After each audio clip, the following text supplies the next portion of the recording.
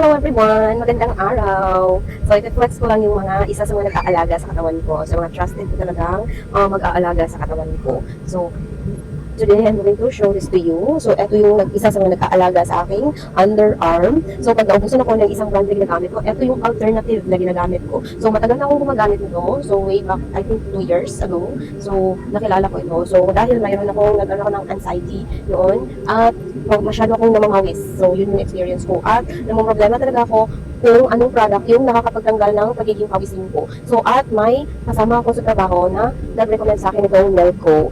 So, eto yung ginagamit ko, lalo na pag naubusan ako ng isa kong ginagamit. So, yan. So, mabukok yung kinikili ko dahil hindi ako nakakapag-ahit. So, maglalagay lang tayo. So, what I like about this product is, hindi siya mabango, yung tipo, nangangamoy kinikili ka talaga. So, at ang cool niya. So, yan. So, parang hindi okay, yan na. So, yan. So, kasi, ako kasi sa deodorant, may mga deodorant kasi na habang nagpapawis ka, mas lalong tumatapang yung amoy. So, eto, hindi siya ganun. So, parang, mild lang talaga. Nakakontrol niya talaga yung amoy.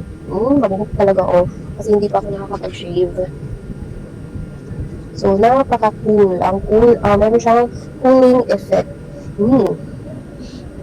At, yun yung product na yun. So, isa sa mga favorite ko, isa sa mga nag-aalaga ako sa katawan ko, sa kilikili ko. Once again, ito si Melco Roll-On Deodorant. Unscented po siya. May scented po yata sila. Pero since, yung ilong ko, since too sensitive yung nose ko, I chose this non-scented one. Unscented. Kasi, ayaw ng nose ko ng mga masyadong mababango na mga products.